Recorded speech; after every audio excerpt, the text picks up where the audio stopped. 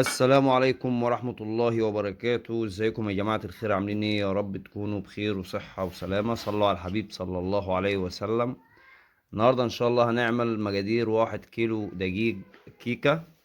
معانا 1 كيلو دقيق ابيض، معانا 500 جرام زيت، معانا 500 جرام لبن، معانا 3 بيكنج باودر الشيف، معانا 8 بيضات والفانيليا، ومعانا 1 كيلو سكر.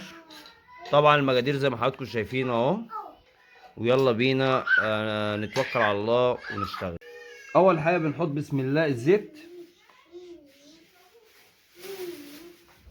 500 جرام زيت، وبعدين بنحط الكيلو جرام سكر،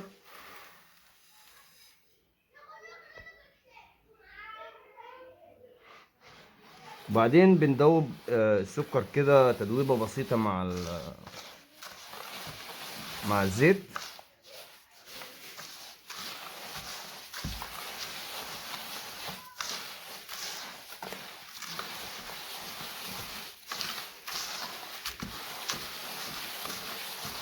عشان نحط 8 بيضات والفانيليا.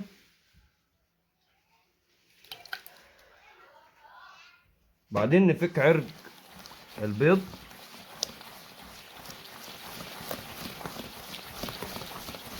ضربة كويسة كده بالايد.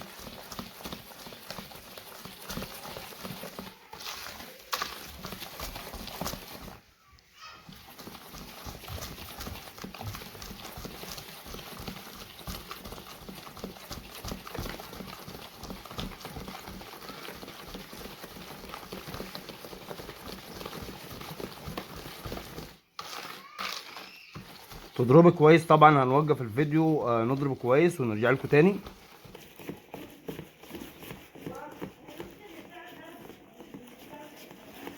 ضربنا كويس وفكينا عرق البيض. بنحط ال 500 جرام لبن اهو. بسم الله.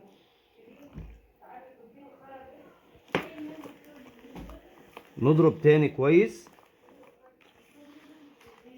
طبعا اخر مرحله اللي هي الطحين دقيق مع البودر. هنضرب الكريمه كويس وهنرجع لكم ان شاء الله. بعد ما ضربنا اللبن فضينا البيكنج باودر على الطحين.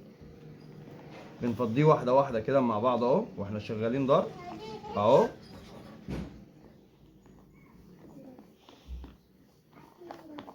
فضي الدقيق واحده واحده عشان مش بلبس منك اهو.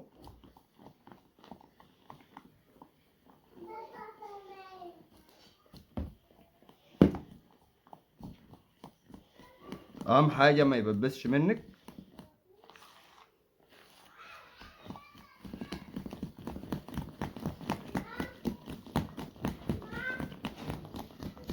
ترجعي تكملي الباقي اهو. فضيه اهو. تضربي ضربه كويسه.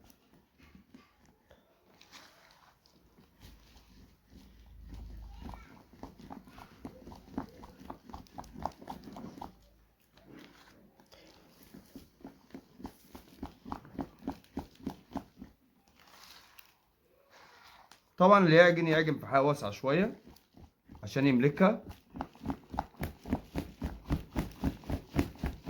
ومع الضرب الكويس الكريمه بقت 100% اهي.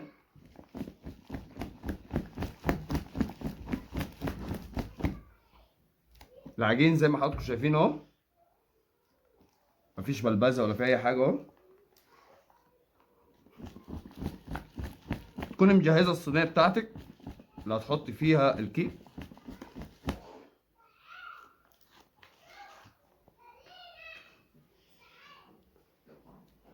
الصينيه معانا اهي. مدينها سن الزيت من تحت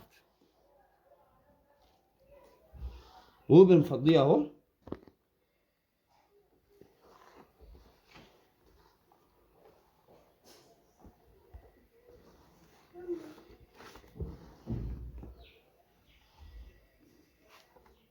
زي ما حضراتكم شايفين اهو.